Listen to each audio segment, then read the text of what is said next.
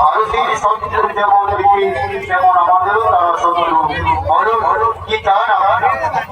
ভারতের স্বাধীনতার জন্য আমি চাই আমাদের নিজ সৈন্যদল হোক, সেই সৈন্যদল ভারতে ঢুকে ইংরেজের সাথে যুদ্ধ করে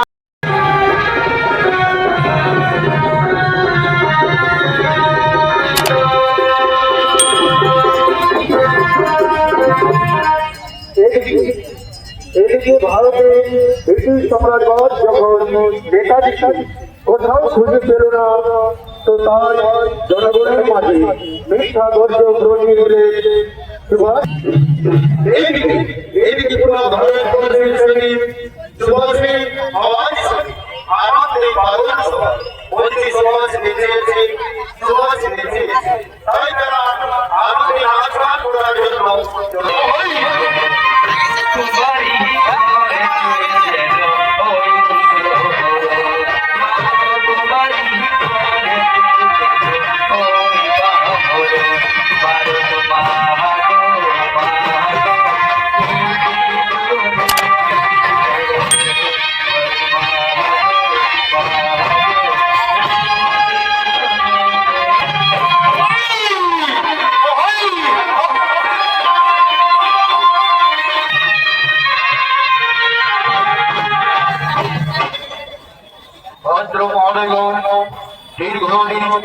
দীর্ঘদিন আপনাদের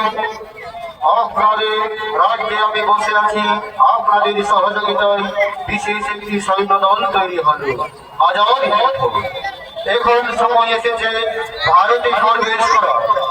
আপনি আপনাদের মহামান্য হিটলারের সাথে আমার সাক্ষাতের ব্যবস্থা করুন। মহামান্য হিটলারের সাথে আমার সাক্ষাতের ব্যবস্থা করুন। অবশ্যই মিস্টার বোস, আমি তার সাথে কথা বলবো, আমি তার সাথে কথা বলবো।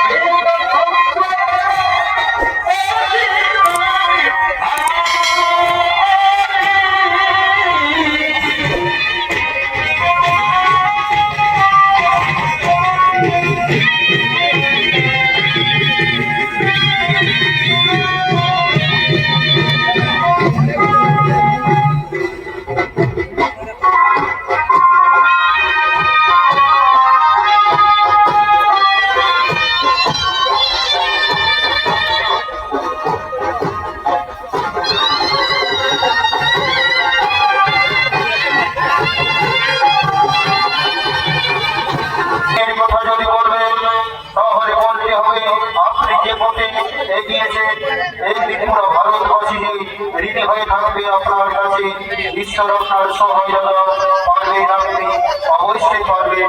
মা ভারতীর আশীর্বাদ আপনার সাথে আছে, আপনি তো পারবেন। ভারতবর্ষে 33 কোটি মানুষের মুখে আজাদি আনন্দময় হাসি ফুটিয়ে তুলতে একমাত্র আপনি তো পারবেন। আমার প্রণাম বিদ্যালয়, আমার প্রণাম বিদ্যালয়।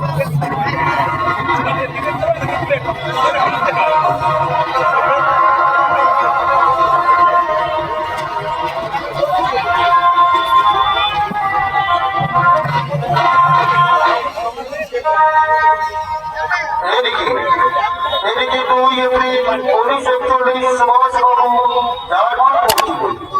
ঝাড়খণ্ডের সুভাষবাবুকে রাজনৈতিক ও সৈন্য অধিকারের স্বাগত জানায়। আর এদিকে সুভাষবাবু ও ঝাড়খণ্ড অধিকারীরা করছেন আগমন।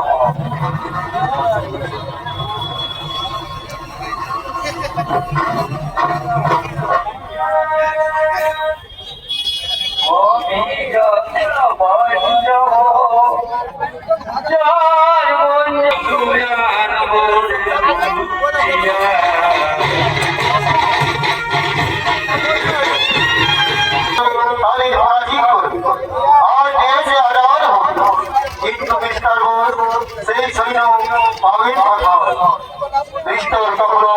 ব্রিটিশের সামনে আপনার যুদ্ধ করে যেসব